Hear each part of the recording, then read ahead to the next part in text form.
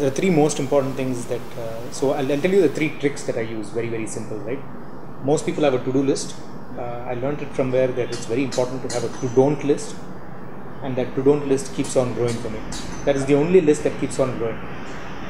The to-do list for me usually is 1 to 3 things. So as soon as I come into work in the morning, usually when I'm eating breakfast, I'm usually figuring out the one thing I have to get done.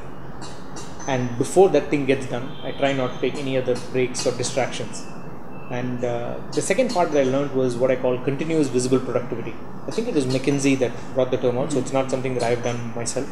None of these tricks are mine. They're not proprietary to Mukund in any way. Just borrowed and stolen from lots of different places. So continuous visible productivity, 3 words together, fundamentally means first you have to make it very, very obvious as to what you're doing. So most of the places that you go, you come to the accelerator, it's very clear right up front in a big whiteboard or on a whiteboard somewhere there that is what I'm going to get done. So that peer pressure that it creates for everybody else and for me myself, right?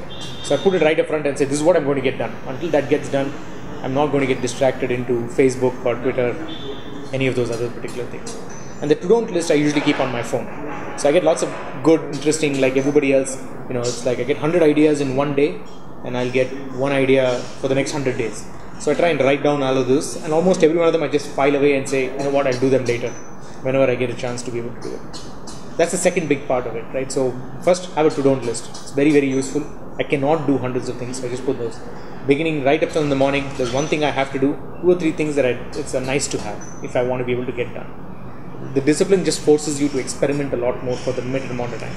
And usually what I've found is the best way for me to do it is just put it on my calendar. If I put it on my calendar, it happens, otherwise it doesn't. So I live and die by my calendar in some senses. And there are lots of periods where I just block off, right? Where I will not give you any other meetings and times. So I found that to be, and the other thing that I've done as part of the productivity, which I don't know is good. So the new buzzword right now is also serendipity, right? Yeah. Everybody's using serendipity. And I used to think that was a great thing, and I would be a big follower of that. But what I found is serendipity is good when you're meeting new and interesting and different people.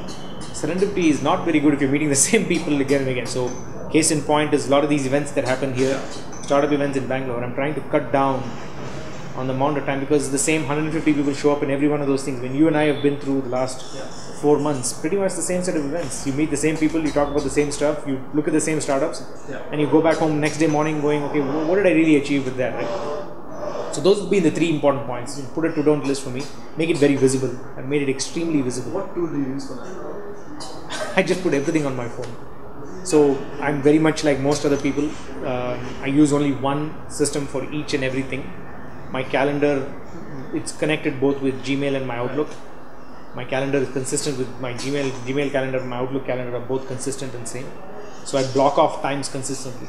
So invariably, it's very hard to get a hold of me just for that reason. So most people complain that, you've tried a couple of times, get me on the phone. Samir is also, settled up. When I'm there in the moment, I'll just do that. So I don't take my phone to meetings. It's usually lying in a corner. I know that I'm going to a meeting, I'm getting that portion done. So when I'm doing some work, my phone is still on my desk. I'm out sitting and, for example, I had to write a blog post.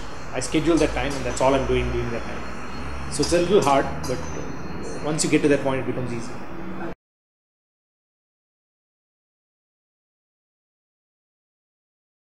So I think I'm trying to find that balance. This morning I started a blog post, not found out, right? I'm a big fan of serendipity. At the same time, not getting stuff done is just enormously more challenging than finding the serendipity from a random event, right? Yeah. So now I've even put a certain limit on myself on the number of events I'm going to attend in a month. So I put that very religiously last year and I broke it. So I'm going to do only 2 a month is what I said. And I went and attended like 48 events last year. So this year I'm being a little bit more strict about it. Serendipity is good. I think it's good to meet, Ashish and everybody else once in 3 months. Meeting Ashish the same month and talking about the same stuff, right? There's no serendipity happening there, right? But what about early stage startups? Yeah, early stage startup, if you're not building product, if your head is not on fire trying to get customers and doing anything else besides both of these things or hiring people, right? In a very, very early stage startup, you're either trying to get customers, validate whether your product is working, you're building the product, or you're trying to hire people to help you build product. Yeah. If you're not doing any of those 3 things, you're wasting time. And the serendipity happens only after you've gotten to the point where you're saying, okay, this is more valuable. If the serendipity is helping you hire people, The serendipity is helping you get customers. The serendipity is helping you build the product. Great. If not, it's just random nonsense. Yeah.